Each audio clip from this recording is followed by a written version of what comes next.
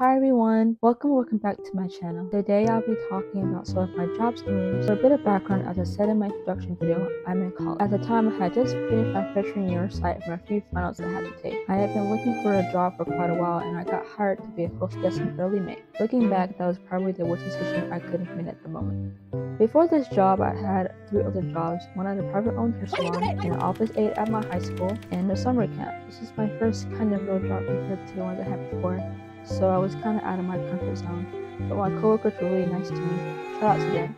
I would train how to do my job like normal, but after a week, that's when things took a turn. It was early May in my small college town, which barely has any restaurants to eat at. In my first week, barely even that, it was Mother's Day.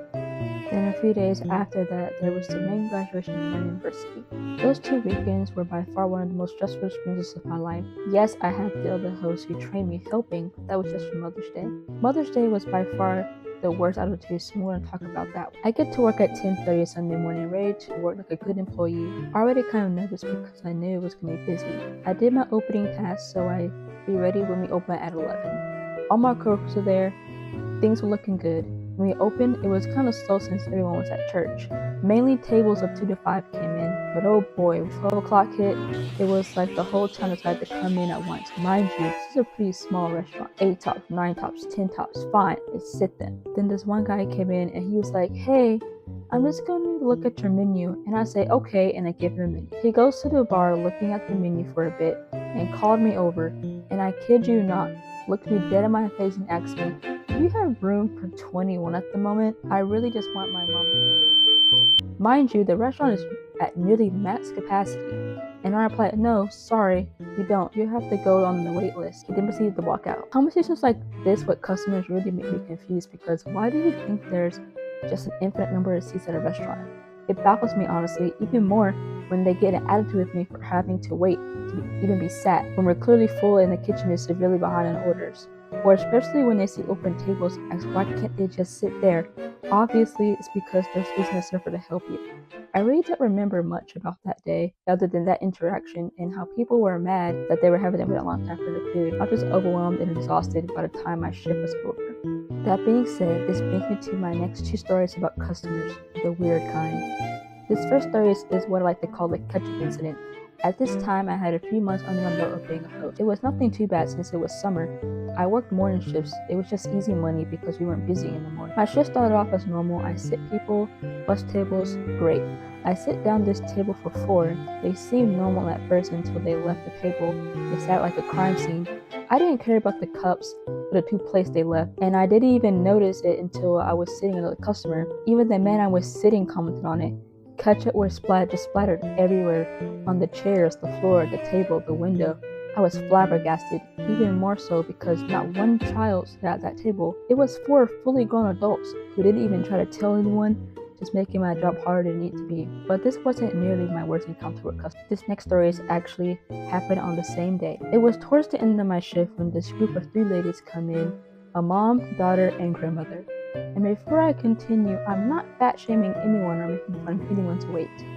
That being said, the daughter, who was around my age, was on the bigger side, like unhealthily. In my head, I was like, I didn't want to make her uncomfortable sitting at a booth, so I just set them at a table. My coworker, I'll call her M, was the only server there at the time. Her section was almost full, and it was a tight space, so I set the 3 ladies at a table in a section right next to M's section.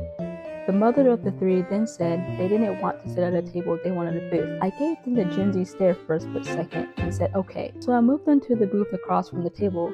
Mind you, the daughter barely fit in the booth after the booth's table was adjusted. I then walk away to finish busting a table and go to the back of the restaurant. I come back to the front and guess what? They moved again to M's section, to a table.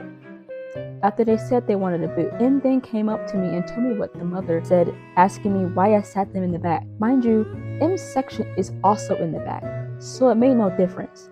They complained about nothing. They even tried to get me in trouble with my manager, but something I was trying to be helpful about. At least I didn't get in trouble, but it made no sense to me whatsoever. I just like dealing with people like this. It makes me hate working in customer service.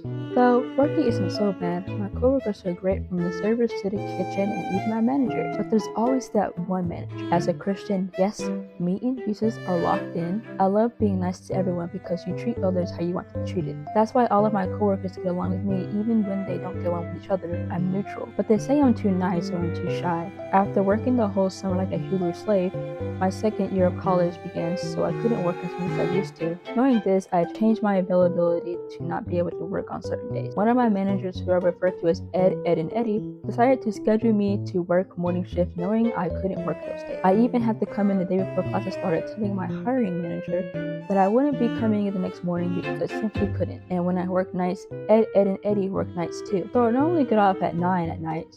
But nope, Ed, and Eddie would make me stay, knowing we weren't busy at all. One weekend night, I didn't get home until 1 in the morning. What restaurant needs a host until 1 in the morning? Him. He's the type to let up in a party of 8, 5 minutes before we close. I complained to my hiring manager and he got on to him, but Ed, and Eddie didn't listen. One night, it was 9 and I had gotten all my closing things done when I wanted to go home, so I asked. And Ed, and Eddie then proceeded to get mad and started throwing stuff in front of customers. And of course some people at the bar saw and felt bad for me and tipped me a few dollars because of the tantrum he threw. After that, I told my mom and even thought about quitting my job. My mom was so mad she actually canceled my job because she was visiting me from coming back home from vacation before heading back home.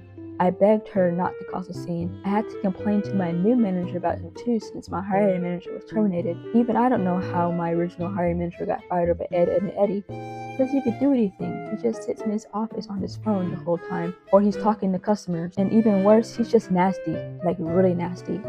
He comes into work in dirty clothes 99% of the time, and he's almost always smells bad. Once it was so bad when the servers started gagging uncontrollably, even customers were noticing as well. And he would just be all up in their personal space having full-blown conversations with them. It was like the smell followed him like the cartoons. Once he refilled something on the mini buffet salad bar we have with no gloves, while he reached his bare hand in the container, and a customer literally told me he didn't want a salad anymore. Like I wouldn't either. Like a manager shouldn't be coming into work like this. And I've seen his family before.